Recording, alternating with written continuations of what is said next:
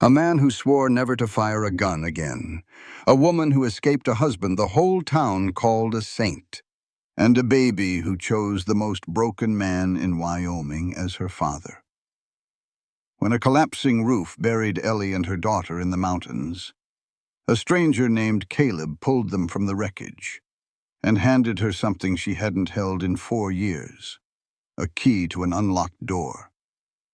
But the danger was far from over, because the most powerful man in the valley wanted Caleb's land, and he was willing to burn everything to get it. What happened next will stay with you long after this story ends. Welcome to Wild West Stories channel, where the frontier comes alive through tales of courage, heartbreak, and love forged under open skies. If you carry the spirit of the West in your heart, your home, this story reminds us that broken people can still build something beautiful, and that real safety isn't a locked door, it's someone who hands you the key and walks away. Sometimes the worst thing that ever happens to you is the very road that leads you home.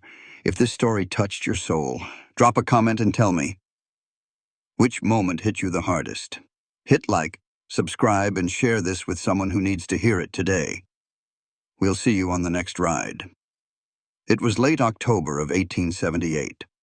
The first serious snow had come 2 weeks earlier than anyone expected, and Caleb was driving his small horse herd down from the high pasture before winter sealed the passes shut. He had taken the North Trail specifically because it avoided Powder Creek. Caleb had organized his entire existence around avoiding Powder Creek. The town meant people. People meant conversation. Conversation meant questions he did not want to answer about a life he did not want to explain. His horse Shepherd planted all 4 hooves in the trail and refused to move. Now Shepherd was a 15-year-old buckskin Mustang, ugly as a mud fence in a rainstorm, stubborn as Sunday morning doctrine, and the only living creature on earth that Caleb fully trusted. That horse did not stop for weather, did not stop for wolves, did not stop for anything short of genuine mortal danger. So when Shepherd locked his legs and threw his head sideways and blew hard through his nostrils, Caleb shut his mouth and listened. The crying was faint, thin and weak, the way a baby sounds when it has been crying for hours and its little body is running out of fuel. It came from below and to the east, from the direction of the old trapper line shack that nobody had used in years. Caleb swung down from the saddle. His boots punched through the crust of snow and sank to mid-calf. He tied the herd line to a pine branch and led Shepherd off the trail, following the sound down through a stand of lodgepole into a small clearing where the cabin sat. Or where the cabin had sat. Half the roof had caved in. A big pine had toppled in the wind and landed square across the ridgepole, and the weight of wet snow on top of that had done the rest. The whole east wall was buckled inward and the roof beams lay like broken fingers across the interior. Outside the wreckage sat a battered wagon. 1 horse in the traces, dead. Broken foreleg, frozen stiff overnight, its eyes glazed white and staring at nothing. The wagon bed held almost no supplies, an empty flour sack, a water barrel cracked clean through by ice, a Bible with a woman's name written on the flyleaf in careful handwriting. Eleanor Maddox, Hays City, Kansas. The baby screamed again, louder now, closer, and Caleb moved. He pulled debris by hand, pine branches, roof shakes, chunks of mud chinking that had frozen into blocks. 1 beam was too heavy to shift alone. He uncoiled his lariat, looped it around the timber, tied the other end to Shepherd's saddle horn, and backed the horse until the beam dragged free with a groan of splintering wood. Underneath, he found her. A woman lying face down over a bundle of blankets, her body curved into a shell. She had used herself as a shield when the roof came down. The baby was beneath her, pressed against her chest, screaming into the wool.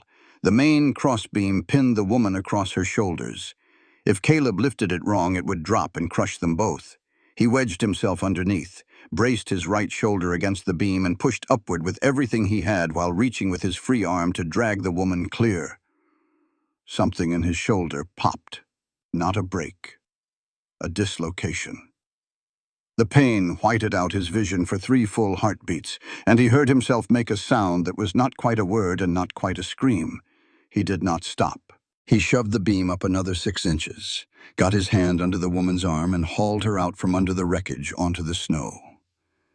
The baby was still screaming, still alive, because her mother's body had absorbed the collapse. Caleb knelt beside the woman. She was unconscious.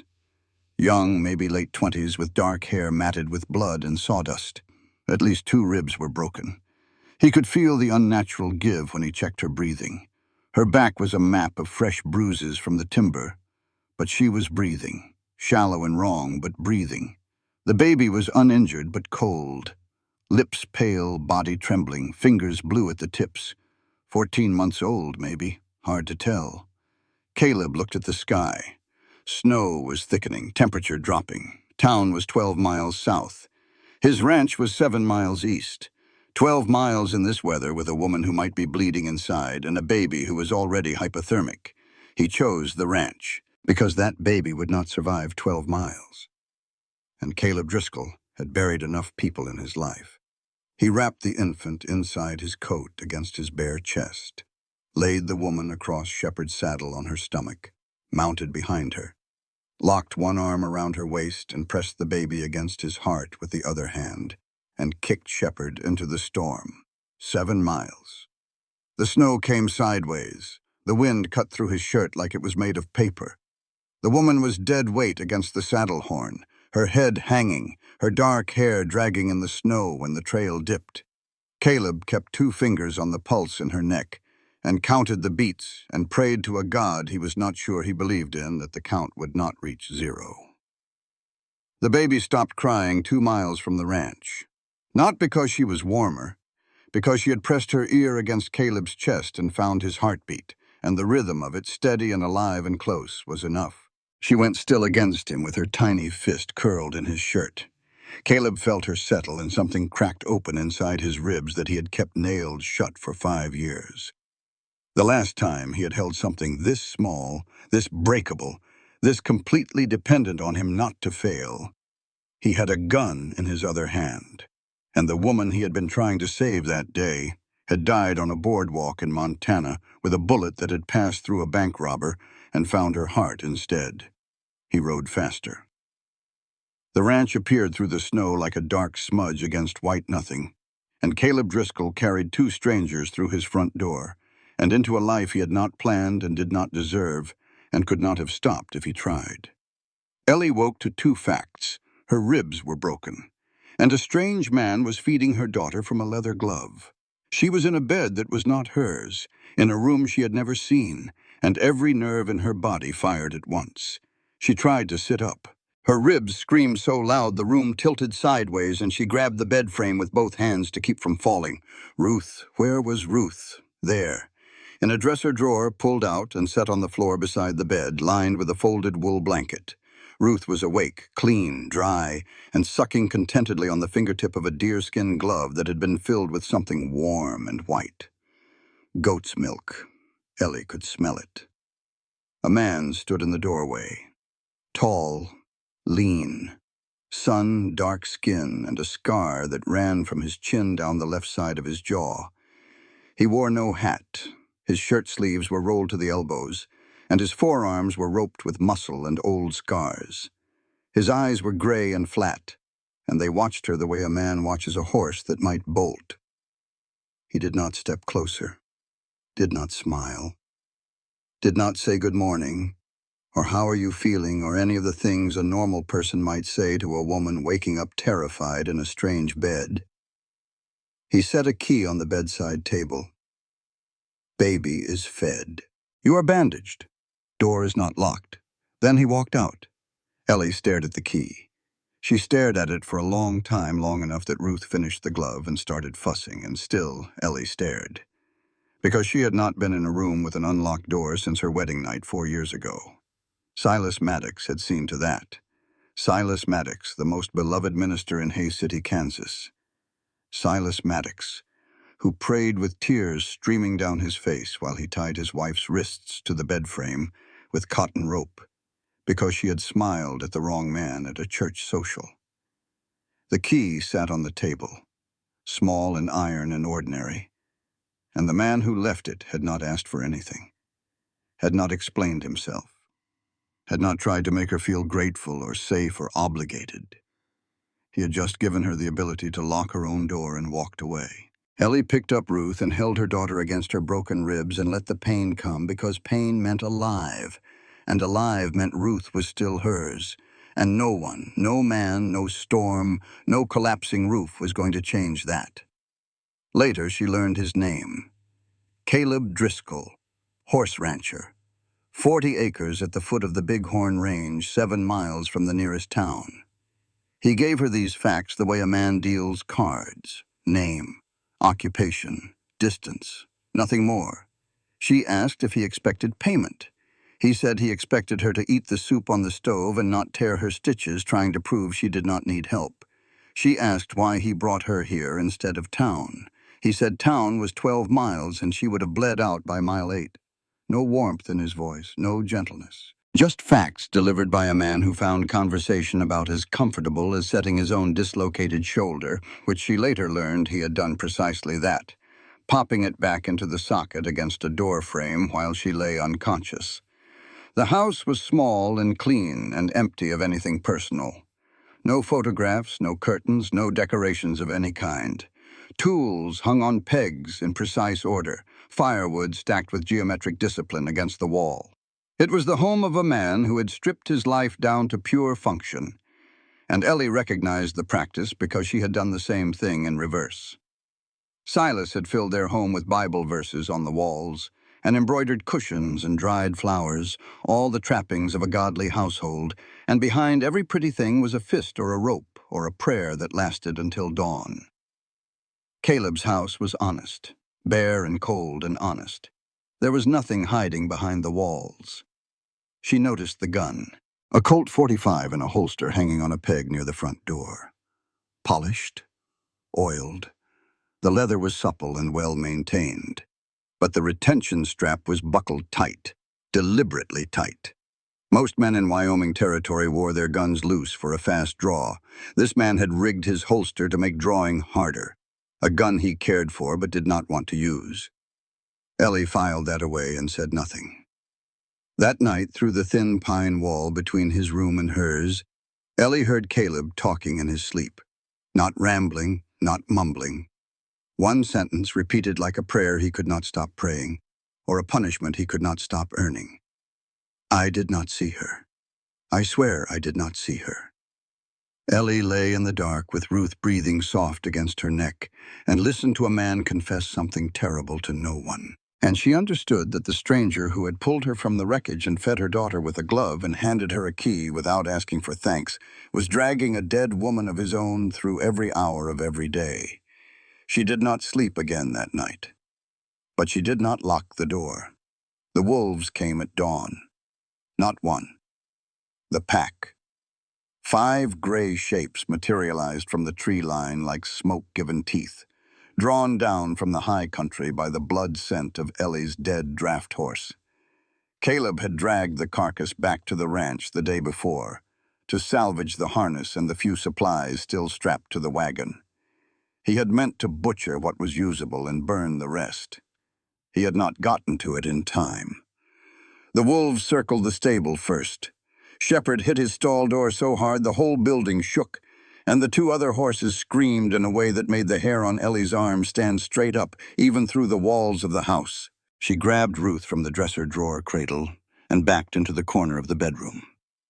Through the window, she could see Caleb already outside, moving fast across the yard in the gray pre-dawn light. He was carrying a torch, not a gun. She looked at the wall where the Colt .45 hung in its holster. It was still there, untouched. 5 wolves, and the man went for fire instead of lead. Caleb charged the stable yard on foot, shouting, swinging the torch in wide arcs that threw wild orange light across the snow. The wolves scattered sideways, regrouped, circled. They were hungry. You could see it in the way they moved, low and desperate, ribs showing through their winter coats. A bad autumn meant a hard winter for everything that hunted, and these animals were past the point of caution. When the torch did not drive them off, Caleb did something that made Ellie press her face against the glass and whisper a word she had not used since leaving Kansas. He grabbed a handful of shepherd's mane, vaulted onto the Mustang's bare back, and rode directly at the pack. Shepherd went like a thing unleashed. 15 years old and ugly as sin, but that horse charged the wolves with his ears flat and his teeth bared, and his hooves striking sparks off the frozen ground. 4 wolves broke and ran for the tree line. The 5th, an old female, gaunt and desperate, did not run. She lunged instead, and her teeth found Caleb's left calf and tore through boot leather and flesh, before Shepherd spun and drove her off with a kick that sent her tumbling across the snow. The wolf limped into the pines. Caleb slid off Shepherd and hit the ground on one knee, his hand clamped around his calf, blood already soaking through his fingers and steaming in the cold. Ellie watched all of this. She watched a man fight a wolf pack with a torch and a horse and never once reach for the perfectly maintained, perfectly loaded revolver hanging 6 feet from his front door. She did not understand why, but she understood that a man who chose to bleed rather than pull a trigger was a man carrying a debt he had not finished paying. She set Ruth in the center of the bed, barricaded with pillows, and went outside.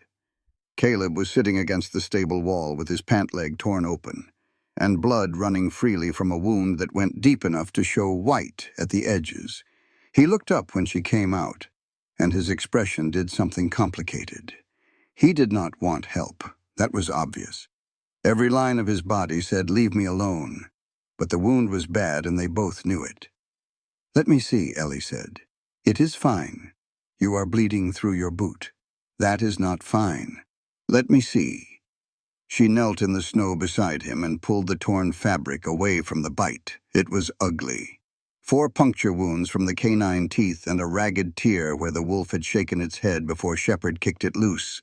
Deep, bleeding freely, and already starting to swell. "I need hot water," she said, "and clean cloth, and whatever medicine you keep in that kit on the shelf above the stove." Caleb looked at her. "How do you know about the kit?" "Because I spent 4 years as a minister's wife tending sick people who came to the parsonage. It was the one useful skill my husband allowed me because it made him look charitable." She said it flat and dry, and did not look at him when she said it. And Caleb heard something in her voice that he recognized. The particular emptiness of a person who has been hollowed out by someone who was supposed to fill them up. He pointed toward the house. Shelf above the stove. Brown tin. Mag Ironcloud made the salve. It works better than anything a doctor would give you, assuming you could find a doctor within 50 miles who was not dead or drunk. Ellie retrieved the kit and boiled water on the stove, and came back to the stable where Caleb sat with his jaw set and his eyes on the tree line, watching for the wolves to return. She cleaned the wound. She poured hot water over the punctures and watched the blood run pink, flushing the dirt and the wolf's saliva from the flesh. She packed the deepest tear with the salve from Mag's tin, a thick greenish paste that smelled like pine, pitch, and yarrow and something else she could not name. Then she wrapped the whole thing tight with strips torn from a flour sack, tying the bandage firm enough to stop the bleeding, but not so tight it would cut off the blood. Her hands were steady, clinical, efficient. And when she pushed his pant leg higher to check for additional damage, her sleeve rode up, and Caleb saw what was underneath. Scars, old and white and unmistakable. Rope marks around both wrists. The kind of marks that came from being tied down, not from working rope or handling livestock. These were restraint marks. Someone had bound this woman's wrists tightly enough and often enough to leave permanent scars. He looked at them. She saw him look. She pulled her sleeve down with a motion that was quick and practiced, the reflex of a woman who had been hiding those marks for years. "Do not ask," she said. "Was not going to," Caleb said. They sat in the silence that followed, and it was not a comfortable silence, but it was an honest one. 2 people with wounds they were not ready to explain, sitting in the blood and the snow and the thin morning light, understanding without words that they were both carrying things that would take more than bandages to heal. That afternoon, Caleb rode to see Mag Ironcloud. Mag lived 3 miles toward town in a sod-roofed cabin on the edge of Powder Creek's boundary, a place most folks pretended did not exist because acknowledging it meant acknowledging that the best healer in the territory was a half-Lakota woman who did not attend church and did not care whether you approved of that fact. She was 55 years old, sharp-tongued as a skinning knife, and she was the only person alive who knew the full story of what Caleb Driscoll had done in Montana 5 years ago. He had told her during a fever 3 years back when she treated him for pneumonia that nearly killed him. He had been delirious, and the words came out like water from a cracked dam. And when the fever broke, and he realized what he had confessed, he expected her to look at him differently. She did not. She looked at him the same way she always had, like a woman assessing a wound and deciding how much truth the patient could survive. She examined the wolf bite now, unwrapped Ellie's bandage, studied the work with raised eyebrows, rewrapped it tighter with a fresh poultice, and said the woman did a better job than you would have. She is not a woman. She is a problem. Mag snorted. A woman on your ranch is a problem now. A woman and a baby. I found them in the collapsed line shack on the North Pass. Roof came down on them. She has broken ribs. Baby is fine. They are staying until the pass clears, and then they are leaving. Mag poured him a cup of something hot that tasted like boiled pine needles in regret. She studied him across the fire. Last woman you tried to save caught a bullet you fired. That how this one is going to end, too. The words landed like a hammer on an anvil. Caleb set down the cup. That is not what this is. No. What this is a man who built a hermit's life so he would never have to care about another living soul, and now he has 2 of them sleeping under his roof, and he is already scared of what happens when they leave. I can see it on your face, Caleb. You look the same way you looked when you told me about Anna Mercer, like a man standing too close to a fire he started and cannot put out. Caleb did not answer. Mag handed him a second poultice for Ellie's ribs and a small bottle of willow bark tincture for the pain. One more thing, Mag said as he reached the door. Dutch Harlan has been asking about your property. Twice last month. He sent Arlo Vance to the land office in Cheyenne to pull your deed records. Whatever Dutch wants with that meadow of yours, he is past the talking stage. Caleb rode home carrying medicine and a warning, and the particular heaviness that comes from knowing your life is about to get more complicated whether you want it to or not. When he walked through the door, Ruth was awake on Ellie's lap. The baby looked directly at his face, and for the first time since he had pulled them from the wreckage, she smiled at him. A real smile, gummy and wide and completely trusting. Caleb wanted to smile back, but he remembered Anna Mercer's face. Anna had a daughter, too, about this age, a girl named Clara who had been in her mother's arms when Caleb's bullet found the wrong chest. Clara had screamed. Caleb could still hear that scream in quiet moments, in the space between one heartbeat and the next. The smile died on his mouth before it could form. He set the medicine on the table and went outside to check on Shepherd, and he stood in the cold for a long time, pressing his forehead against the horse's neck, breathing in the smell of sweat and hay and animal warmth. Some men did not deserve to be smiled at by children. He was certain of that. He had spent 5 years being certain. The snow eased enough to reach town on Thursday. Ellie said she wanted to go for supplies. Caleb said he would ride along. They were both lying about the reason. Ellie needed to know if the pass was clearing. She needed to know if there was a stage route west, a wagon train forming. Anything that would get her and Ruth to Oregon before winter locked the mountains for good. Because staying at Caleb Driscoll's ranch was starting to feel less like shelter and more like something she could not afford to name. Every day the walls between them got thinner. Every meal she cooked and he ate in that careful, almost reverent silence. Every night she heard him pacing in the next room, or talking to Shepherd in the stable, or sitting on the porch in the dark staring at the mountains like a man waiting for permission to feel something.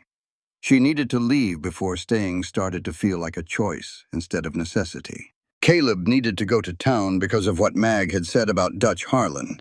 He needed to see Wade Powell, the deputy marshal. He needed information about what Dutch was planning and how much time he had before the planning turned into action. They rode Shepherd together, Ruth bundled in a sling Caleb had rigged from a feed sack and a saddle blanket, the baby pressed warm against Ellie's chest. The trail down to Powder Creek wound through stands of aspen and cottonwood, the leaves long gone, the bare branches clacking in the wind like bones. The mountains rose white and sharp against a sky so blue it hurt to look at. Wyoming in late October was beautiful in the way a knife is beautiful, clean and bright and capable of killing you without malice. Powder Creek was not much of a town, maybe 200 souls if you counted the miners who came and went with the seasons. One main street of packed dirt, frozen hard now. A saloon called the Thorn and Crown, a church with a crooked steeple. Agnes Whitmore's general store with a porch that sagged on the left side. A livery, a blacksmith, a scattering of houses, and the heavy, invisible presence of Dutch Harlan in every board and nail. People nodded at Caleb when he rode in, polite, distant nods, the kind you give a man you respect for his work but do not know and have stopped trying to.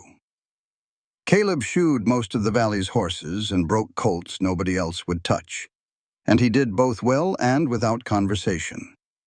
The town had offered friendship for the first year or two. Caleb had declined so consistently that the offers stopped. He was a fixture now, like the mountains, present, useful, and not particularly interested in being approached.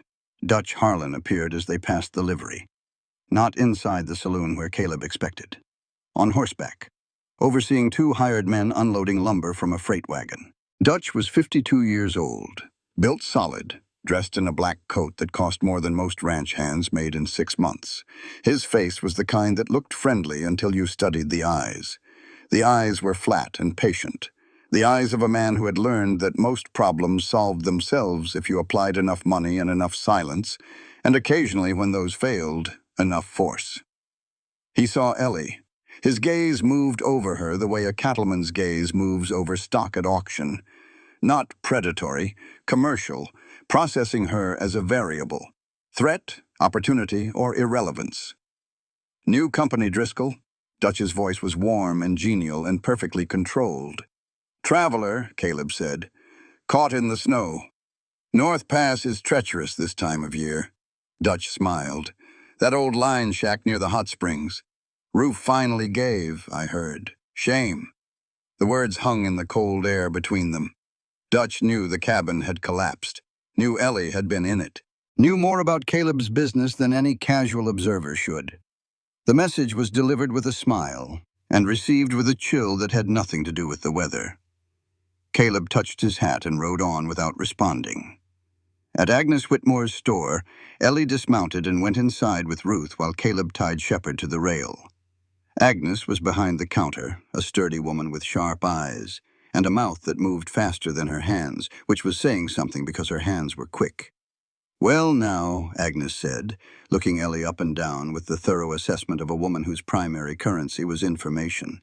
You must be the one Caleb Driscoll pulled off the mountain. News travels, especially to my counter. Ellie bought flour, salt, lard, a tin of baking powder, a small sack of dried beans, and a length of cotton cloth for bandages. She answered Agnes's questions in short, careful sentences. Yes, she was traveling west. No, she did not have family in the territory. Yes, the baby was hers. Where are you from originally, dear? Kansas. Hays City. Something shifted in Agnes's face, a recognition, a connection firing behind those sharp eyes. Maddox. Agnes said the name slowly. Not Reverend Silas Maddox out of Hays City. The blood left Ellie's face so fast she felt dizzy. She put one hand on the counter to steady herself and held Ruth tighter with the other. Agnes did not notice the reaction or chose not to. She was already talking. Reverend Maddox was famous, did you know? His sermons were printed in newspapers as far east as St. Louis. When he died, the governor of Kansas sent a letter of condolence to the congregation. Such a righteous man. Such a loss for the faithful. Ellie stared at the jars of penny candy lined up behind Agnes's head and felt the room tilt sideways. Such a righteous man.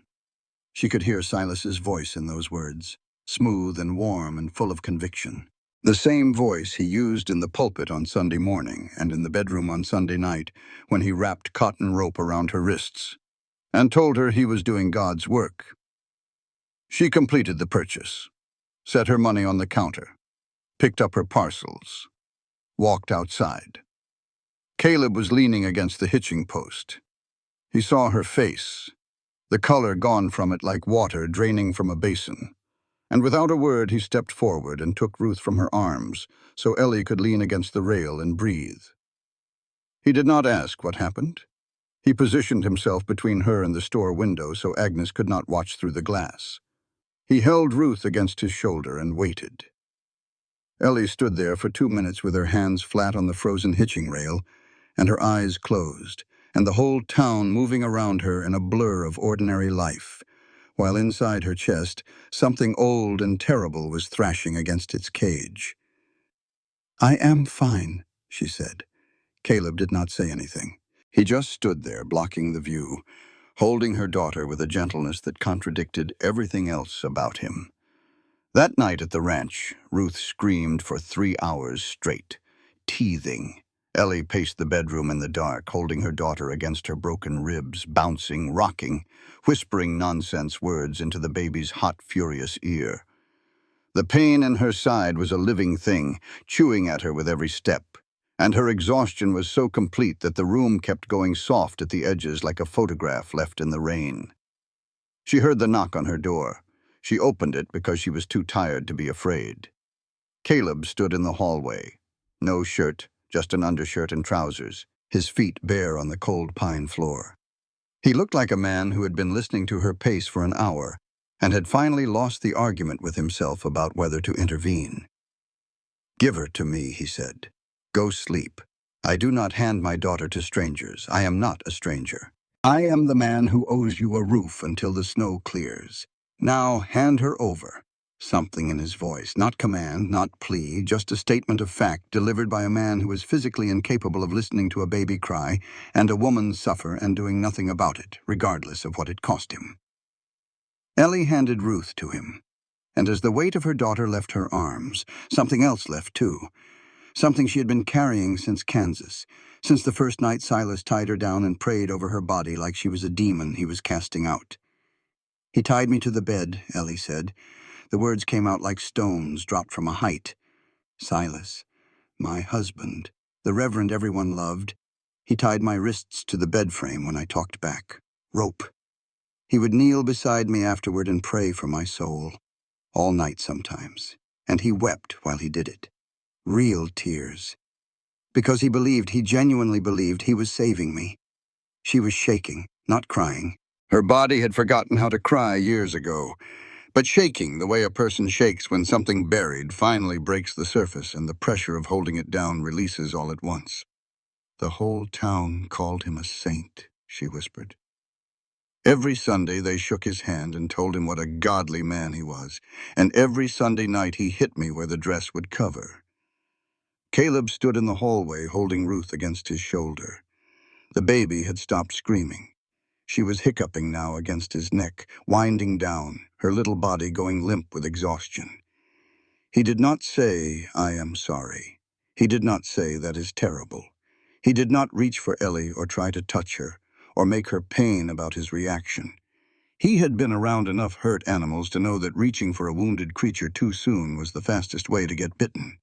He said, "He is dead. The rope is gone, and there is no lock on the outside of any door in this house." Ellie looked at him, really looked, and she saw what Ruth had somehow already sensed. This man was not safe in the way Silas had been safe, the false safety of a prison designed to look like a home. Caleb Driscoll was safe the way a mountain was safe, hard and cold and immovable, but the ground beneath your feet was solid, and it would not shift when you were not looking. She went to bed. She did not lock the door.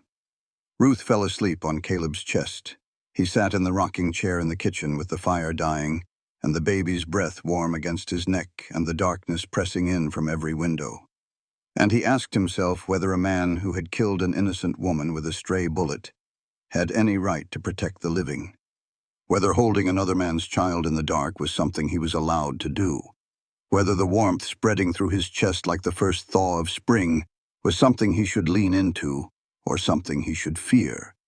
He did not have answers. But Ruth's heartbeat was steady against his collarbone, and for the first time in 5 years, the silence in his house did not feel like punishment.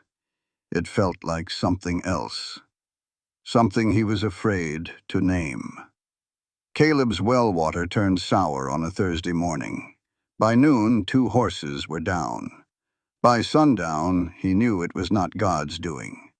He had gone to the well at first light the way he always did, lowered the bucket, brought it up. The water looked clear enough, but it smelled wrong. A faint bitterness underneath the mineral taste, something chemical that did not belong. He almost dismissed it, almost blamed the cold, the ground shifting, some natural explanation that would let him drink his coffee and get on with the morning. Then Shepherd refused to drink. Now Shepherd was not a picky horse. That Mustang would drink from a puddle, a creek, a trough that had not been cleaned in a month. But he put his nose to the bucket Caleb set out and jerked his head back and would not go near it again. Caleb trusted that horse more than he trusted himself. He dumped the bucket. Too late for the other 2. His bay mare and the roan gelding had both drunk from the trough Caleb had filled the night before with well water. By mid-morning the mare was down, legs thrashing, foam at her mouth, her eyes rolling white with a terror that Caleb recognized because he had seen it once before when a rancher outside Billings lost 3 horses to arsenic in the feed. Poison. Someone had poisoned his well. The mare died hard. Caleb knelt beside her in the stable and held her head in his lap and talked to her in a low, steady voice, while her body did terrible things and her legs kicked at nothing, and the life went out of her in stages like a lamp being turned down. It took 40 minutes. Caleb stayed for every one of them because he owed her that, and because leaving a dying animal alone was something he was constitutionally unable to do. The roan was sick, but still standing. Caleb mixed a slurry of charcoal from the stove and clean creek water and forced it down the gelding's throat, using a technique Mag Ironcloud had taught him years ago. The horse fought him. Caleb held on. Ellie appeared beside him without being asked, and held the roan's head while Caleb poured the mixture, and together they kept the animal standing until the worst of the convulsions passed. Ellie did not panic. She did not ask what happened or what they should do or whether they were going to be all right. She looked at the dead mare, looked at the well, looked at Caleb, and said one sentence. "Someone did this." "I know who," Caleb said. She did not ask who. She started hauling water from the creek instead. Bucket after bucket, filling every pot and barrel and basin in the house, calculating in her head how much they needed per day for drinking and cooking, and the surviving horses. She moved with a grim, focused efficiency that Caleb found himself watching in a way that was not about survival at all. He saddled Shepherd and rode for town. He did not go to see Dutch Harlan. There was no point confronting a man who would deny everything with a smile and a handshake. He went to the deputy marshal's office instead. Wade Powell was sitting behind his desk with a cup of coffee and the particular expression of a man who knows exactly what you're going to say and has already rehearsed his reasons for not doing anything about it. Wade was 36, sandy-haired, soft-spoken, with a face that women trusted and men underestimated. He and Caleb had ridden together for 4 years as bounty hunters across 3 territories before Caleb quit, and Wade took the deputy's badge in Powder Creek. They had saved each other's lives more than once. They had shared camps and canteens and the kind of silence that comes from spending weeks on a trail with nothing to talk about except the work. Wade was the closest thing Caleb had to a friend, which was about to make what happened next considerably worse. "Someone poisoned my well," Caleb said. "Killed one horse. Nearly killed another." Wade rubbed his face. His hands were shaking just slightly, and Caleb noticed. "I cannot act without evidence, Caleb. You know that. You have got evidence. You have got a whole drawer full of it. You just cannot afford to open it." Wade did not deny this. He looked at his coffee. He looked at the window. He looked everywhere, except at Caleb's face. Caleb studied his old friend and saw the truth laid bare. Wade was compromised. Dutch Harlan owned him. Not with threats, not with violence, but with something far more effective: debt, obligation. The particular chain that binds a man who accepted help from the wrong person and can never pay it back on terms he chooses. Caleb left the deputy's office and stood on the boardwalk and felt the ground shift beneath him in a way that had nothing to do with the frozen earth. He was saddling Shepard at the livery when the boy appeared. Levi Harlan was 19 years old, thin, dark-haired, with his father's jawline but not his father's eyes. Dutch Harlan's eyes were flat and calculating. Levi's eyes were frightened. They were also ashamed. And Caleb recognized shame the way a blacksmith recognizes hot iron, by how it glows. Levi checked over his shoulder twice before speaking. His voice was low and fast. "Mr. Driscoll, I did not poison your well. But I know it was Arlo Vance, and I know my father told him to do it. I cannot say that publicly. But do not drink the well water anymore, and check your stable locks at night." Caleb studied the boy. He saw the fear, and he saw the shame, and underneath both he saw something else. A decency that had survived being raised by Dutch Harlan the way a wildflower sometimes survives growing through a crack in rock, against all odds and against all logic, but there. "Why are you telling me this?" Levi's jaw tightened. "Because my father is wrong, and somebody in this family ought to say it out loud at least once." The boy walked away fast, shoulders hunched, disappearing around the corner of the feed store like a man fleeing a crime scene, which, in a way, he was. Caleb rode home carrying a dead horse's absence like a stone in his chest, and a 19-year-old boy's courage like a small, unexpected flame. The ranch looked different when he came up the trail. Not physically different. The buildings were the same, the snow was the same, the mountains behind were the same white teeth biting at the same gray sky. But something had shifted. Smoke rose from the chimney. Lamplight glowed warm in the kitchen window.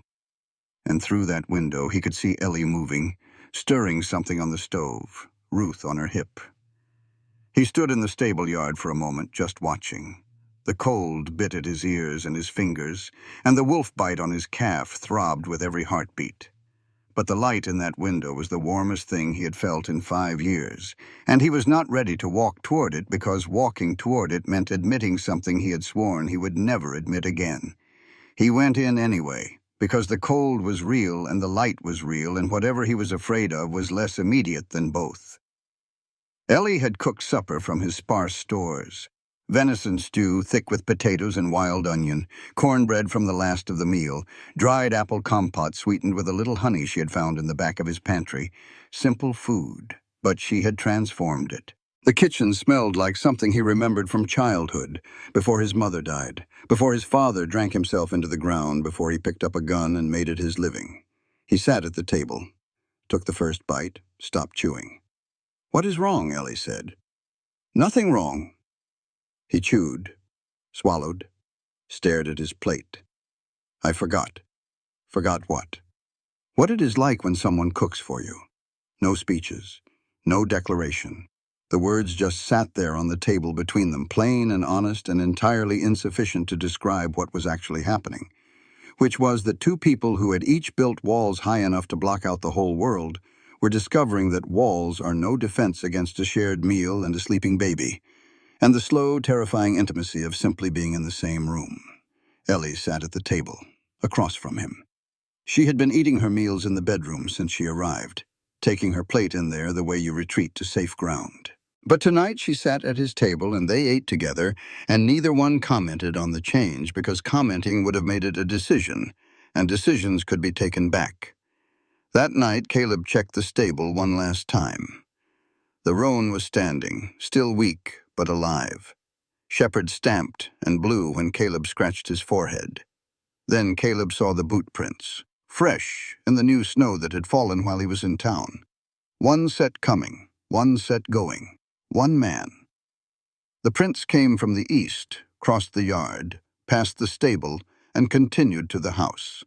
Then they stopped, right outside the bedroom window, where Ellie and Ruth slept, 4 feet from the glass. Someone had stood there in the dark. and watched.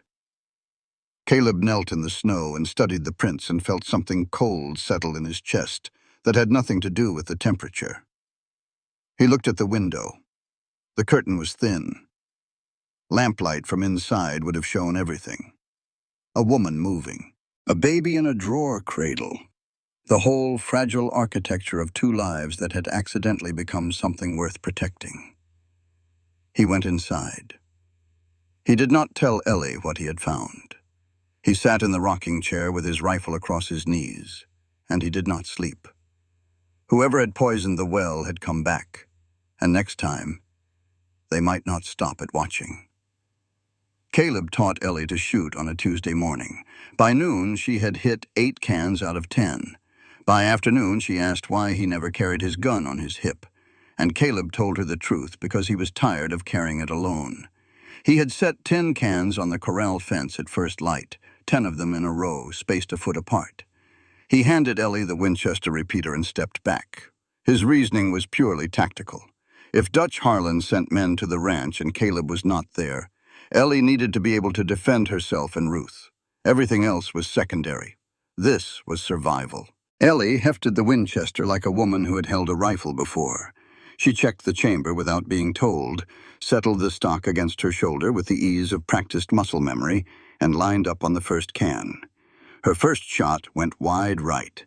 Nerves or rust, or the simple fact that she had not pulled a trigger in 4 years.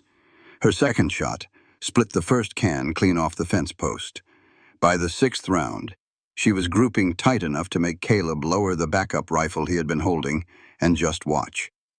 "Your father," he said. It was not a question. "Missouri trapper. Taught me on squirrels when I was 10. I could shoot the eye out of a rabbit at 60 yards by the time I was 12. You shoot better than most men I have ridden with. Silas never let me touch a gun after we married. Said it was unbecoming for a minister's wife." She reloaded as she said this, smooth and automatic, her hands remembering what her life had forced her to forget. Caleb watched her and understood that this woman was not someone who needed to be rescued. She was someone who needed to be rearmed. They shot until the ammunition ran low and the morning was gone and Ruth was fussing inside the house. Then they sat on the porch in the thin autumn sun, and Ellie nursed Ruth and Caleb cleaned the Winchester, and neither one spoke for a long time. It was Ellie who broke the silence. "The gun on the wall. Your Colt. You keep it clean as a church floor, but you have never once worn it since I've been here. The holster strap is buckled so tight it would take 10 seconds to draw. In this territory, that is the difference between living and dying." "So why?" Caleb set down the rifle. He looked at the mountains. White peaks, gray sky, the pine line like a dark scar between earth and heaven. He had told this story exactly once in a fever to a woman who had used it against him ever since as a tool for his own betterment. He had never told it sober, never told it by choice. He told it now. 5 years ago, he said, Montana territory. I was riding bounty. A man named Garrett Cole, bank robber, horse thief, 3 warrants across 2 territories. I tracked him for 6 weeks, found him in a town called Miller's Bend, small place smaller than Powder Creek. He saw me and ran. I took the shot from 40 yards. He paused. The wind moved through the pines below the ranch and sounded like breathing. The bullet went through Cole's shoulder. Through and through. It kept going. Hit a woman standing on the boardwalk behind him. She was coming out of the bakery. She had a loaf of bread in one hand and her daughter on her hip. Her name was Anna Mercer. She was 31 years old. Her daughter's name was Clara. Clara was 2. Ellie was very still. Ruth had fallen asleep at her breast, but Ellie did not move. I can still draw it for you, Caleb said. Every detail, the color of her dress, blue with white buttons. The sound the bread made when it hit the boards. She had just bought it. It was still warm. Clara was screaming. I could not move. I stood in the street and watched Anna Mercer die, looking at my face. His voice was steady. He had practiced this steadiness the way a man practices anything he has to do to survive, by doing it over and over until the shaking happened, only on the inside. The territorial court cleared me. Lawful shooting. Tragic accident. I walked out of the courthouse and got on my horse and rode south and never took another bounty. He looked at his hands, the hands that had held the gun, the hands that had built this ranch, and gentled horses and pulled Ellie from the wreckage, and held Ruth against his heart while she slept. I swore I would never fire at a person again. Not because I am good, because I am terrified. Every time I look down a barrel, I see Anna Mercer's face on whoever is standing there, and I cannot risk it. I cannot risk it being real. The silence after his words was so complete he could hear the creek running half a mile away. "You think you do not deserve to be forgiven," Ellie said. "I know I do not." Ellie shifted Ruth to her shoulder and looked at Caleb with an expression he could not read and had no defense against. "Silas told me the same thing about myself, that I did not deserve grace, that I had earned every bruise. Difference is you are saying it to yourself and he was saying it to me, but the lie works the same way no matter who is talking." Caleb opened his mouth and closed it. He had expected her to recoil, to look at him with the horror he saw in his own mirror every morning, to pick up her daughter and walk into the house and start packing whatever little she owned and ask him to take her to town. Instead, she sat beside him on the porch of his house and drew a line between his guilt and her abuse, and showed him that both were prisons, and that a person could be locked inside their own head as thoroughly as they could be locked inside a room. Then Ruth woke up. The baby blinked in the sunlight, looked around the porch with the disoriented focus of a child emerging from sleep, saw her mother, saw Caleb. And for the first time in the entire time they had been at the ranch, Ruth raised both arms toward Caleb. Not toward Ellie, toward him, reaching, asking to be held, voluntarily. Ellie's breath caught. She looked at Caleb, then at Ruth, then back at Caleb. Her eyes were wet. Caleb looked at Ellie. She nodded. One small nod. Permission granted for something that could not be taken back. He picked Ruth up. The baby weighed almost nothing. She was warm from sleep, and her hair smelled like goat's milk and pine smoke, and she settled against his chest with the boneless trust of a child who has decided, through whatever mysterious calculus infants use to measure the world, that this person is safe. Then Ruth patted his face with one fat hand and said a word. Da. She was 14 months old. She was learning sounds.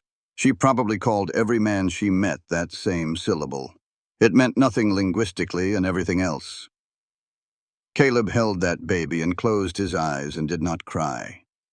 But he came so close that the muscles in his jaw stood out like wire cable, and his arms tightened around Ruth as though she might evaporate if he loosened his grip by a fraction. And Ellie watched this man who had killed a woman by accident and punished himself for 5 years hold her daughter like she was the most precious and fragile thing in the world, and the last piece of Silas Maddox's architecture. The final load-bearing wall of the belief that men who appeared kind were always the most dangerous, cracked and fell away. Not because Caleb had performed kindness. He had not said a single kind word. He had not tried to comfort her or win her over or demonstrate his goodness. He had simply been himself, blunt, broken, scared of his own hands, and incapable of walking past a suffering creature without stopping. Ruth had chosen him. Ruth, who flinched at raised voices and screamed when strangers reached for her. Ruth, whose infant instincts had been sharpened by a household where the gentlest voice belonged to the most dangerous man. Ruth had watched Caleb for 2 weeks and rendered her verdict. Safe. That night, for the first time in 5 years, Caleb did not dream about Anna Mercer. He dreamed about Ellie standing in the ranch house doorway with Ruth on her hip, the late sun behind them, both of them looking at him like he was the answer to a question he had not heard yet. He woke up terrified, not of the dream, of losing it. For the first time in 5 years, Caleb Driscoll had something worth taking, and Dutch Harlan was still out there, patient as winter, taking things. The fire came at 3 in the morning, and this time Dutch Harlan did not bother hiding the match. Caleb woke to Shepard screaming, not the irritated whinny of a horse who wanted feeding or the nervous snort of an animal-smelling predator. This was the full-throated, flat-out scream of a horse in mortal terror, and it could only mean one thing. He was out the door before he was fully awake, bare feet on frozen ground, trousers and undershirt, and nothing else. The stable was burning. The east side was fully engaged, flames climbing the dry timber walls with a speed and hunger that turned the whole meadow orange. Hay stores catching, tack room going up, embers spiraling into the black sky like a swarm of fireflies from hell. The heat hit him 10 feet out, and he ran through it anyway. Shepard was slamming his stall door hard enough to crack the frame. The roan was down, thrashing on its side, eyes white and rolling. Caleb threw open the back stall doors and drove both horses out into the snow. Shepard went like a bullet. The roan had to be dragged, and pulling a 1,000-pound animal through a burning building with your bare hands was an experience Caleb filed under things he never wanted to do twice. His left hand and forearm caught embers. He did not feel the burns until later, which was the particular gift and curse of adrenaline. It lied to you, told you everything was fine while your body took damage that would announce itself at the worst possible moment. Then Ellie was there. She came out the front door with Ruth in one arm and a blanket in the other. She assessed the situation in 3 seconds flat. Set Ruth in the stone spring house, the small, thick-walled structure built over the underground spring that was the coolest, most fire-resistant building on the property. Closed the heavy door. Turned back to the fire. She ran to the new well, the one Caleb had dug after the poisoning, 20 yards from the house. She filled buckets, hauled them to the west wall of the house, the side closest to the burning stable, and threw water against the logs to keep the sparks from jumping. She did this alone, bucket after bucket after bucket. A woman with 2 broken ribs hauling water in the dark while a building burned 30 feet away. She did not scream. She did not freeze. She worked. The way a woman works who grew up on the Missouri frontier where prairie fires came every summer, and you either fought them or lost everything. She had fought them before. She was fighting now. Together they saved the house and half the stable. The other half was ash and char and glowing coals by the time the sun came up. The loss was catastrophic. Tack, saddles, winter hay stores, grain, tools, the feed room, and every piece of leather and iron that had been hanging on the burning side's walls. Gone. The financial damage was enough to end most small operations. Caleb stood in the wreckage as the sky turned gray, and the embers cooled and the full scope of what had happened settled over him like a second fire. Then he found the bottle. A kerosene bottle. Unbroken. Stamped on the side with the brand of the Thorn and Crown Saloon. Dutch Harlan's establishment.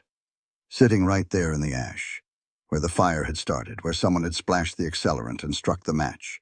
Not careless, not an oversight. Deliberate. Dutch had left his calling card because Dutch wanted Caleb to know exactly who had done this and exactly what the message was. The message was simple. I can reach you any time. Leave or burn. Caleb stared at that bottle for a long time. Then he put it in his coat pocket and saddled Shepard and rode to town.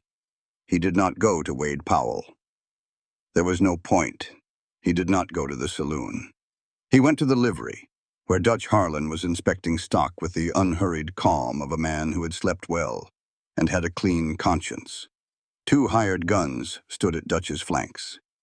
Big men with holstered revolvers and the flat, incurious eyes of professionals who did what they were paid to do and did not lose sleep over it. Caleb dismounted and walked straight up to Dutch and set the kerosene bottle on the livery fence between them. "Sell me the land, Driscoll." Dutch's voice was boardroom civil. He did not acknowledge the bottle, did not deny it. Fair price. "I will even let you keep the horses. Take your widow and her baby to Oregon or California or wherever she was headed before fate dropped her in your lap. Start fresh. Why do you want my 40 acres? Dutch looked at him, and in that look, Caleb saw something he had not expected. Honesty. Water. The spring under your meadow feeds an aquifer that could irrigate the entire valley floor. Right now, that water flows free and wild, and everybody pretends it belongs to nobody. But drought is coming, not this year, maybe not next year, but it is coming because drought always comes to Wyoming. And when it does, whoever holds that water holds Powder Creek for the next 100 years. I intend to be that man. Caleb understood now. This was not personal malice. This was not a grudge or a temper or the casual cruelty of a man who enjoyed hurting people. This was empire. Dutch Harlan was building an empire, and Caleb's 40 acres sat on top of its most essential resource. Empires did not stop because one man objected. "I am not selling," Caleb said. Dutch smiled. It was a genuine smile. The smile of a man who respects an opponent even as he prepares to destroy him. "Then I will be sorry for what comes next," Dutch said. Genuinely. Caleb rode home with burned hands and a clear understanding of the size of the fight he was in. Mag Ironcloud dressed his burns at her cabin on the way back. She did not ask how it happened. She looked at his face and the smell of smoke in his clothes and the particular set of his jaw, and she knew. "He is going to take your land," Mag said. "He is going to try. And the woman. What about her?" "You know what I am asking.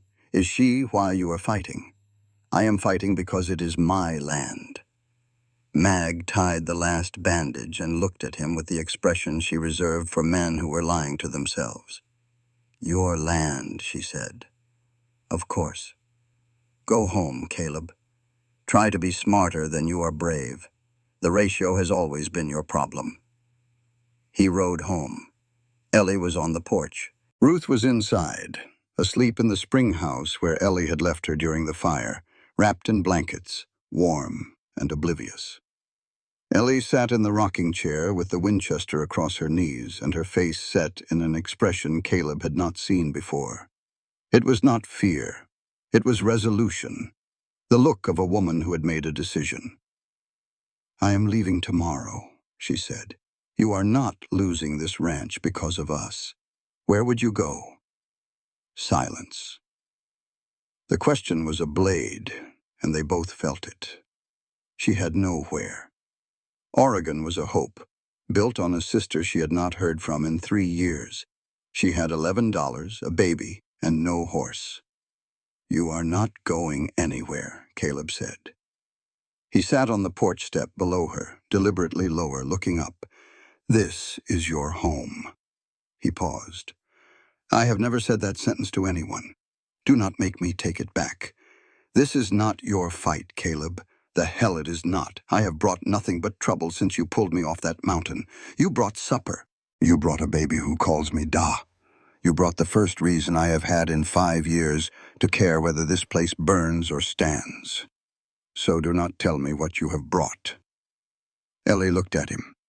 The firelight from the smoldering stable ruins flickered across his face, catching the scar on his jaw, the burns on his hands, the absolute bull-headed certainty in his gray eyes. This man who would not use his gun against wolves, who had killed an innocent woman and sentenced himself to solitary confinement for 5 years, who fed a baby from a leather glove and built a cradle from a dresser drawer, and never once asked for gratitude or grace or anything at all. She set the Winchester against the wall. She stood up. She took a fistful of his shirt in her hand and pulled him toward her and kissed him. It was not a gentle kiss. It was not tentative or careful or any of the things a first kiss is supposed to be. It was the kiss of a woman who was making the most terrifying decision of her life and doing it with her whole body. She kissed him like it was an act of defiance against every man who had ever told her what she deserved. Caleb kissed her back. His burned hands hovered beside her face, not touching, because he had spent 5 years believing his hands only broke things, and he was not sure he remembered how to be gentle. When they pulled apart, Ellie's eyes were bright and her breath was short, and her hand was still twisted in his shirt, like she was afraid he would float away. "I am not asking you for anything," she said. "I know. But if I am staying, You should know that I am staying for more than just the roof." Caleb looked at this woman who had been beaten and bound and abandoned and robbed of everything except her daughter and her spine, and he felt something crack open in his chest that no amount of self-punishment had been able to reach. He tasted salt on her mouth. Tears she would not let fall. And somewhere in Powder Creek, Dutch Harlan was unfolding a survey map of Caleb's property and marking the ranch house with a red circle. The circle meant next. Wade Powell rode up to the ranch at first light with bad news and a loaded pistol. It took Caleb 3 seconds to realize the bad news was not something Wade was delivering. The bad news was Wade. He came alone. That was the first thing Caleb noticed.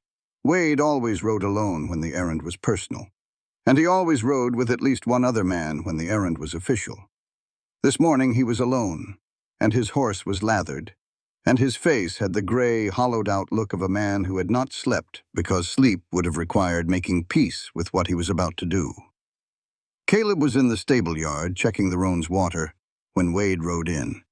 He straightened up and felt something in his gut tighten. A hunter's instinct. The part of him that had spent 4 years reading men's postures for signs of ambush. Wade dismounted. His hand stayed near his revolver. Not on it. Near it. The difference was everything. "We need to talk," Wade said. "Talk." Dutch filed a land claim with the territorial office in Cheyenne. Forged documents. He is claiming your 40 acres were part of an older Spanish grant that predates your deed. It will not hold up in court, but it does not have to.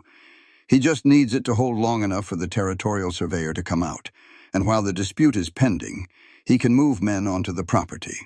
How long? Weeks, maybe less. He has a judge in his pocket in Laramie. The whole thing could come through before Christmas. Caleb processed this.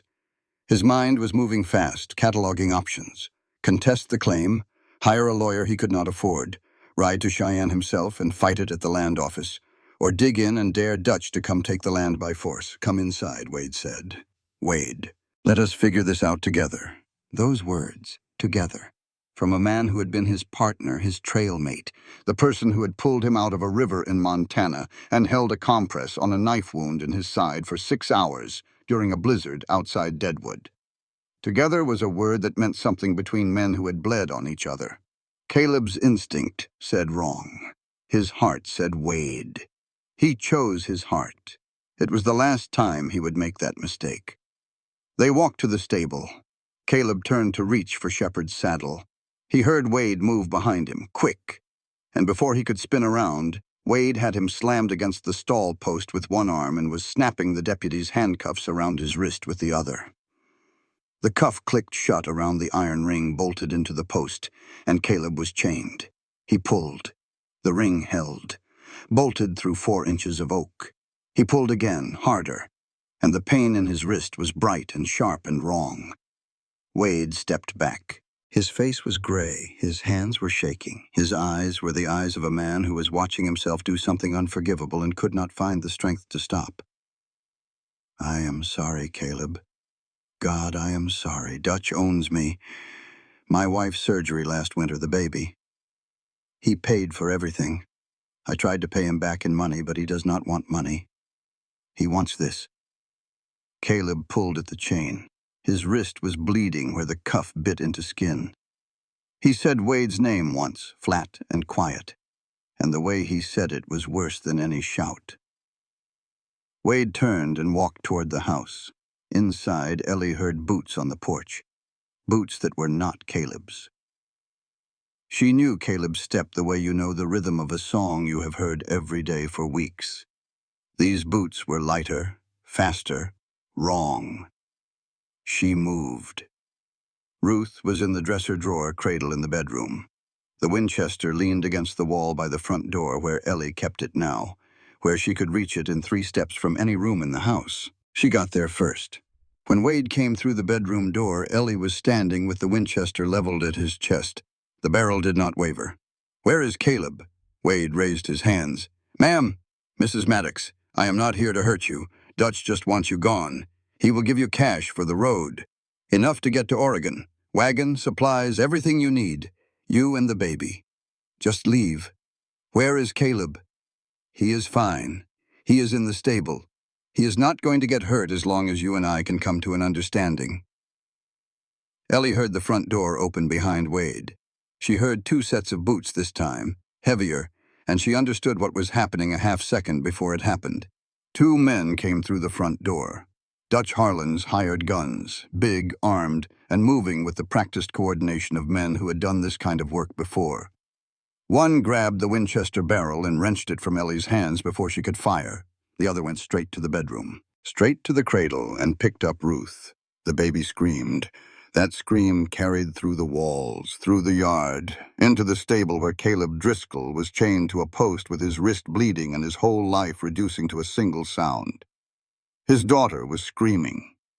Ruth was not his daughter by blood or by law, but she had called him Da, and he had held her while she slept, and he had dreamed about her in the doorway with the sun behind her, and that was enough. That was more than enough. That was everything. He pulled at the chain. The ring held.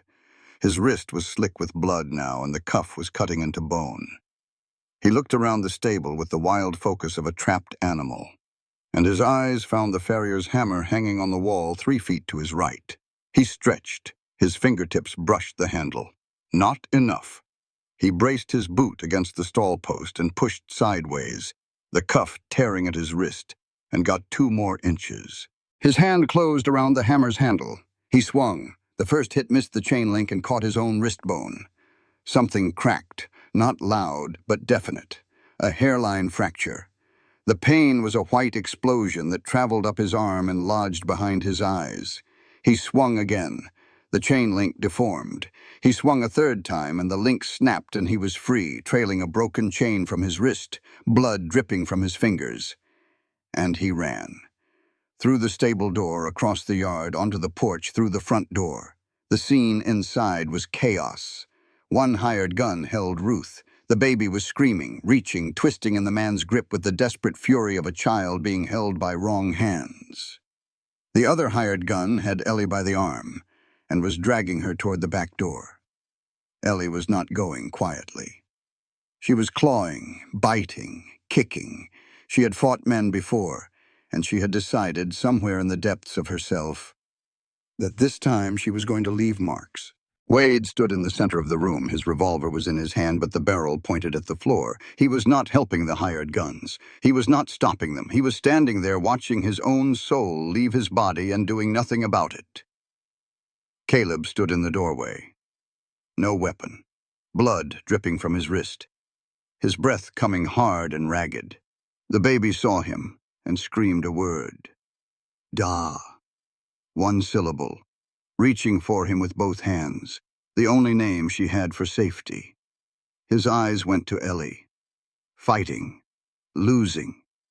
A woman who had spent 4 years being grabbed by a man who called it love.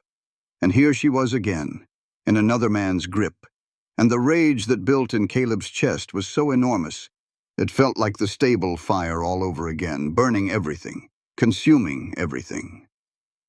His eyes went to the wall. The Colt .45 hung on its peg beside the kitchen door. Polished, loaded. The retention strap buckled tight. The gun that had killed Anna Mercer. The gun he had sworn he would never fire at a human being again. Ruth screamed again. Da, da, da.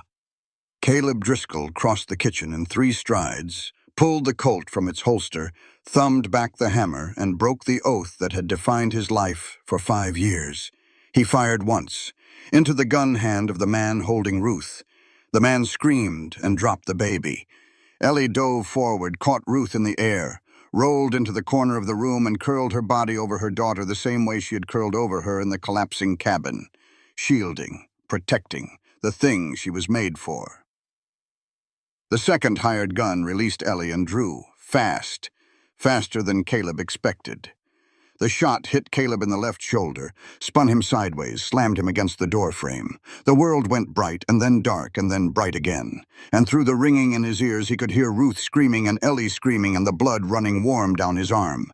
He fired again. Left-handed now, his right arm useless, and the shot was not clean, not precise, not the shot of a man who had spent years making his living with a gun. It was the shot of a desperate father protecting his family. It hit the second gunman in the thigh. The man dropped, clutching his leg, his weapon skittering across the pine floor. The room went still. Wade Powell stood in the center of it all. His revolver was up now, raised, cocked, pointed at nothing. His face was the color of ash, and his hands were shaking, and he had a choice to make. He could shoot Caleb, finish the job Dutch sent him to do, collect whatever reward or forgiveness Dutch had promised, go home to his wife and his baby, and pretend none of this had happened. Or he could lower the gun. Wade lowered the gun. "Run," Caleb said. Blood was running from his shoulder, dripping from his wrist. The Colt was heavy in his hand, heavier than it had ever been.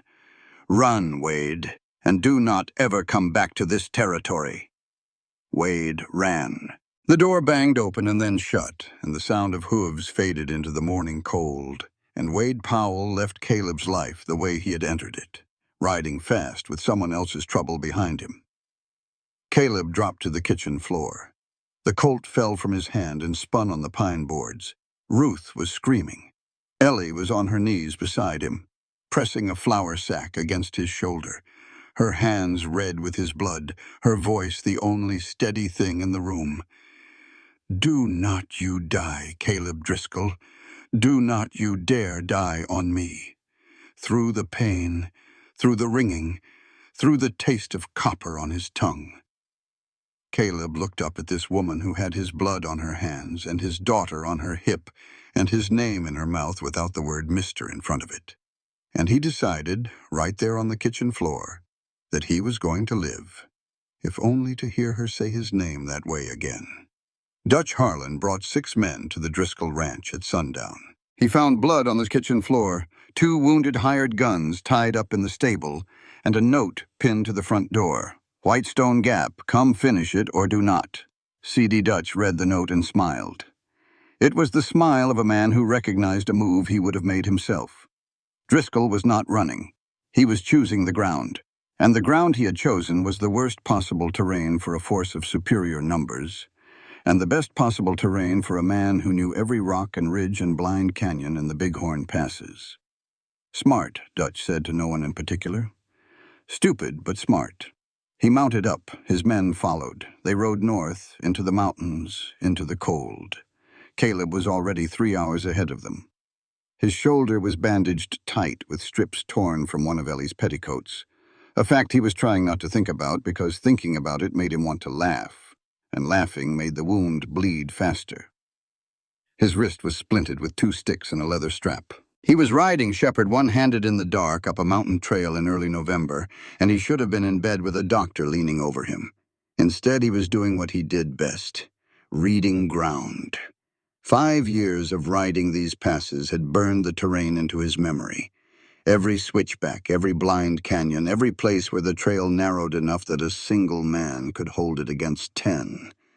Every rockfall chute, every spot where the pines grew thick enough to hide a horse. He was a bounty hunter again. Except this time the quarry was coming to him. Ellie had not stayed at the ranch. He had told her to. He had looked her in the eyes and said, "Stay here, lock the doors. I will come back." She had looked at him and said nothing, and he had ridden away, and he should have known from the nothing that she had already made her own plan. She took Ruth to Mag Ironcloud, 3 miles toward town, off the main trail, on the old Lakota path that only Mag knew. She laid Ruth in Mag's arms, and the baby grabbed Mag's long braid and held on. "You are going after him," Mag said. "He will die up there alone. You could both die up there together. That better." Ellie took Caleb's surviving second horse and the Winchester and rode north. Mag stood in the door of her cabin with another woman's baby in her arms, and watched Ellie disappear into the tree line and said something in Lakota that roughly translated to "The white people in this valley have lost their minds." On the mountain, Caleb worked.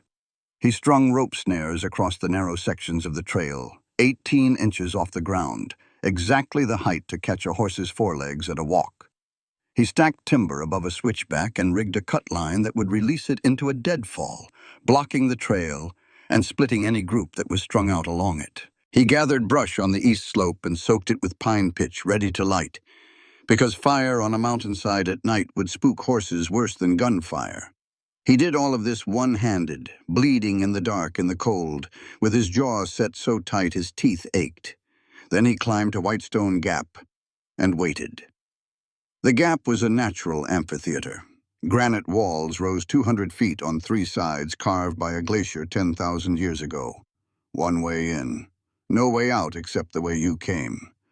The floor was flat, maybe 80 yards across, covered in loose shale and thin snow. In daylight, it was beautiful. In moonlight, it looked like a place where things ended.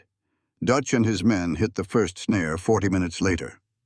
The lead horse went down hard, throwing its rider into the snow. Caleb heard the shouting from half a mile above. Confusion, men dismounting, lanterns being lit. He lit the brush fire on the east slope. The flames caught fast in the pitch-soaked branches and raced uphill in a sheet of orange light, and the horses below panicked. Two more riders were thrown. One horse bolted with its rider still in the saddle, crashing through the pines and down the slope.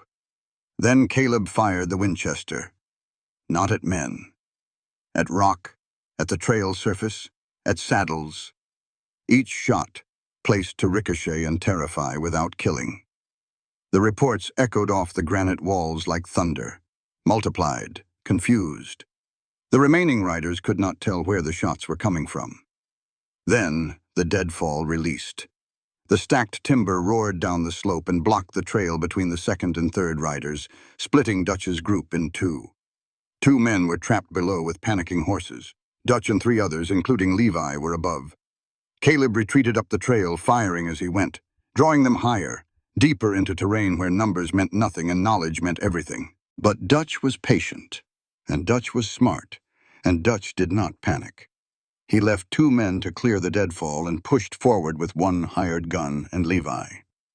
They came up the trail steadily, methodically, using lantern light, checking for more snares, more traps. Caleb reached Whitestone Gap. He dismounted. Shepard was blowing hard, steam pouring from his nostrils, sides heaving. Caleb tied him to a stunted pine in the shelter of the east wall and checked his weapons. The Winchester was empty. The Colt had 4 rounds. 4 rounds. One good shoulder, one working hand, and half a mountain between him and the man who wanted to take everything. Dutch entered the gap 5 minutes later. His hired gun first, then Dutch, then Levi in the rear. The moonlight was strong enough to see faces. Dutch looked up at Caleb's position on the east wall's natural ledge and nodded, the nod of one tactician to another. Then Levi dismounted. The boy walked forward, past his father, past the hired gun, into the open space between Dutch and Caleb with nothing in his hands and everything on his face. "Stop, Pa." Dutch's voice went flat. "Get back on your horse, Levi. The territorial marshal in Cheyenne has a letter. I wrote it 2 weeks ago. I mailed it through the army post at Fort McKinney so you could not intercept it. It names everything. The poison, the fire, Fenton Griggs, Wade Powell, and the forged land claim. They are sending men. This is finished." The silence in the gap was the biggest sound Caleb had ever heard. It filled the granite amphitheater from wall to wall, and in that silence he watched Dutch Harlan's face do something he had never expected to see. Dutch did not rage. He did not reach for his gun or curse or threaten. His face collapsed, not in anger, in grief. An old man looking at his only son and understanding that the empire he had built, the legacy he had meant to leave, the name he had spent 30 years making powerful, had been taken apart by the one person he had built it for. "You would do this to your own father," Dutch said. "You did this to yourself a long time ago," Levi said. His voice shook, but it held. "I am just the first one brave enough to say it out loud." Then Ellie appeared. She came from the East Ridge Trail, the old Lakota path that Mag had described to her, a route so narrow and steep that one wrong step would send horse and rider 500 feet down a granite face. She appeared at the top of the gap's east wall with the Winchester leveled at Dutch and the moonlight on the barrel. "Step away from him." Dutch looked up at her. "You shoot me, ma'am, and you are a murderess." Ellie's voice came down from the ledge, steady and clear and cold as the granite beneath her. I was married to a man the whole territory called a saint, and he tied me to a bed with rope. You do not scare me, Mr. Harlan, not even a little. Then the sound of riders from below, hooves on rock, steady and professional, coming up the South Pass. 4 men riding in formation. Territorial marshals from Cheyenne, dispatched after Levi's letter, arriving via the route Levi had calculated they would use. 4 badges, 4 rifles, and the absolute final weight of law in a territory that had precious little of it. Dutch saw the badges, counted the men, read the ending. He dismounted, set his revolver on a rock, held out his wrists. His hired gun looked at Dutch, looked at the marshals, made his own calculation, and laid his weapon down beside Dutch's. To Caleb, Dutch spoke one last time. You keep your water, Driscoll, but you know the value of it now. Someone else will come for it someday. Then I will be here, Caleb said. The marshals cuffed Dutch Harlan and led him down the mountain, and the sound of their horses faded into the dark, and the pines, and the enormous indifference of Wyoming at night. Levi stood alone in Whitestone Gap. His father was gone. His family's name was destroyed. He was 19 years old, and he had just turned in the only parent he had left. The boy was crying, silent tears on a face that was trying very hard to be a man's face and not quite succeeding. Caleb climbed down from the ledge, slow, his shoulders screaming with every movement, and walked to where Levi stood. You did the right thing, Caleb said. It does not feel right. No, it never does. Caleb put his good hand on the boy's shoulder and held it there. And Levi stood in the dark and let himself be held up by a man who understood the specific weight of doing what was necessary, when what was necessary cost you everything familiar. Then Ellie was there. She came down from the ridge on foot, leaving the horse above, and she knelt beside Caleb in the snow and pressed both hands against his shoulder where the blood had soaked through the bandage. You are the stupidest man in this territory, she said. Probably. You almost died. Did not, though. Do not you ever do this again. Cannot promise that. She kissed his forehead. And the taste was blood and tears and snow and pine smoke and everything they had nearly lost and barely held. Below them, the marshals' lanterns moved through the trees like earthbound stars, and Levi Harlan sat on a cold rock and stared at his empty hands, and the mountains stood where they had always stood, patient and immense, indifferent to the small, desperate dramas of the humans who lived in their shadow. But Caleb was not indifferent. And Ellie was not indifferent. And somewhere in Mag Ironcloud's cabin, a 14-month-old girl was sleeping with her fist in her mouth, dreaming whatever babies dream. Safe and warm and utterly unaware that the man she called Da had just bled on a mountain for the right to keep being called that. Spring reached Powder Creek the same day Ruth Maddox spoke her first complete sentence. Da, come home. She said it standing at the ranch house door, both hands on the frame, her face pressed against the screen Caleb had built, because the black flies came thick in May. She was 16 months old now, and she had her mother's dark hair and her mother's stubborn chin, and a vocabulary that grew every day like the grass in the meadow. Caleb was in the stable yard shoeing the roan, and when he heard her voice through the open door, he set the hammer down and looked up and smiled. Not the half-smile of a man who was afraid of his own happiness. A real smile, full and wide and completely unguarded. He had been practicing that smile all winter. It still felt new. The months since Whitestone Gap had moved the way spring water moves through limestone, slowly, patiently, reshaping everything it touched. Dutch Harlan was tried by the territorial court in Cheyenne in January. The charges were arson, destruction of property, conspiracy to commit land fraud, assault, and the murder of Fenton Griggs. Levi's letter to the territorial marshal had included a sworn statement from a ranch hand named Dawes, who had witnessed Dutch shoot Griggs in the back 2 years earlier and had been paid $300 to keep his mouth shut. Dawes testified. The jury deliberated for 4 hours. Dutch was convicted on all counts and sentenced to 20 years at the Wyoming Territorial Prison in Laramie. At sentencing, Dutch looked at the gallery. Levi was not there. Dutch said nothing. He stood with his wrists shackled and his back straight and his face empty, and he let them lead him away. And that was the end of Dutch Harlan's empire in Powder Creek. The Thorn and Crown Saloon and all of Dutch's property holdings were seized by the territorial government and auctioned. Agnes Whitmore pooled her savings with two ranchers' wives and bought the saloon building and converted it into the largest general store between Cheyenne and Billings. She stocked it with everything from harness leather to peppermint sticks, and she hired two girls from town, and she hung a new sign above the door that read Whitmore and Company, and she never once sold a drop of whiskey. Wade Powell disappeared. Nobody knew where he went. Caleb did not look for him. Some debts could not be collected and some betrayals could not be discussed. And some friendships ended not with a fight, but with a door closing softly and never opening again. But in April, a parcel arrived at the ranch. No return address. Postmarked Bozeman, Montana. Inside was a pair of deputies' handcuffs, cleaned and oiled, and a slip of paper with one line written in a hand Caleb recognized. "I will try to deserve it. No signature, no explanation needed." Caleb held the handcuffs for a long time, turning them in his hands, remembering the weight of them on his wrist and the sound of Wade's voice saying, "I am sorry," and the particular horror of being betrayed by someone you loved. He hung the cuffs on a nail in the stable, not as a monument to betrayal, as a reminder that mercy planted seeds in soil you could not see, and sometimes those seeds grew. Levi Harlan left Powder Creek in March.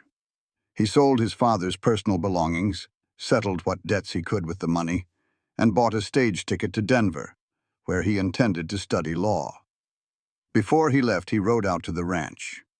He was thinner than he had been in the autumn, older in the face, carrying his father's absence the way a man carries a stone in his pocket, always aware of the weight, never able to set it down. Caleb walked him to the corral, and they stood side by side watching the horses in the kind of silence that men share when words are not adequate to the occasion.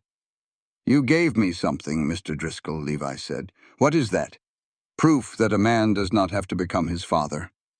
Caleb looked at the boy who had turned against his own blood to stop a wrong that everyone else in the territory had been willing to ignore, who had mailed a letter from a military post because he knew his father intercepted the regular mail, who had stood in Whitestone Gap in the moonlight and told the most powerful man in the valley that his reign was over. You did not need proof, Levi. You just needed permission. And you gave that to yourself. Levi nodded. He mounted up. He rode out of the valley without looking back, and Caleb watched him go and felt something he had not felt in years. Hope for someone else's future. It was a strange, unfamiliar muscle. It ached when he used it. But it worked. Mag Ironcloud came for Sunday supper and never stopped coming. She sat at the table and held Ruth on her lap and sang Lakota lullabies that made the baby drowsy and Ellie cry. She insulted Caleb's coffee with the casual brutality of a woman who had earned the right to say anything she wanted.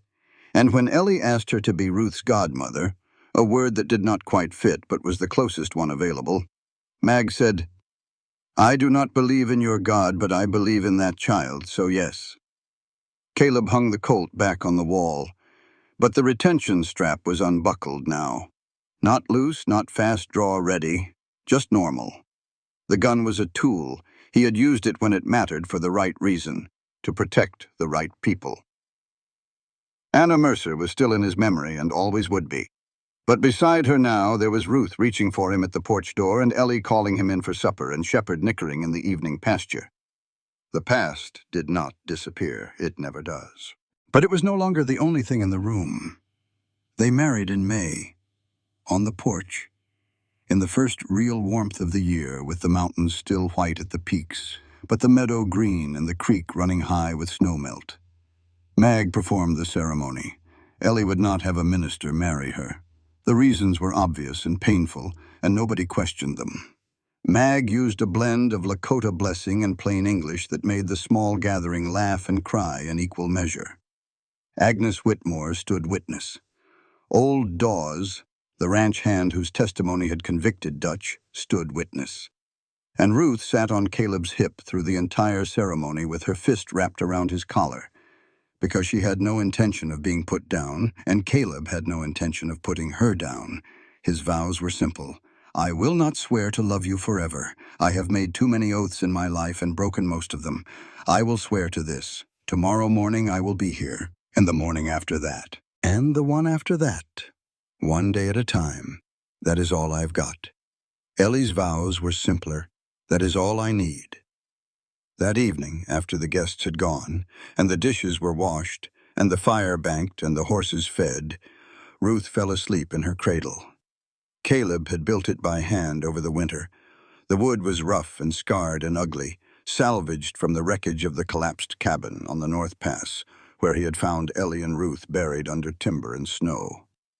Ellie had asked him why he used that particular wood when he had a whole stable of clean lumber. Because that is where everything started, Caleb said. I want her to sleep every night inside a reminder that the worst thing that ever happened to her is also the thing that brought her home. Ellie leaned against him on the porch. The valley was quiet. The sky was enormous above them, Wyoming sky, the kind that went from horizon to horizon without interruption and made every human concern feel both tiny and infinite at the same time. She put her head on his shoulder. His arm went around her. Not tentatively, not carefully. The arm of a man who had decided, finally and permanently, that his hands were capable of holding things without breaking them. Caleb's hands rested on the porch railing, scarred, burned, one wrist still swollen where he had smashed the handcuff chain. Hands that had killed, hands that had built a cradle, hands that had pulled a woman and a baby from the wreckage, and held them both through the longest winter of their lives. From the meadow, Shepherd nickered. The old Mustang stood in the evening grass, pulling at new growth, unbothered by anything. 15 years old and ugly as ever, and entirely at peace with a world that had never once offered him a reason for peace. From inside the house, Ruth murmured in her sleep. One word. The first word she had learned and the one she said most often. The word that had cracked Caleb Driscoll open like a hammer on an anvil and reshaped him into something he never expected to become. Da. The sound was small, half-formed, instinctive as breathing. Caleb heard it through the open window.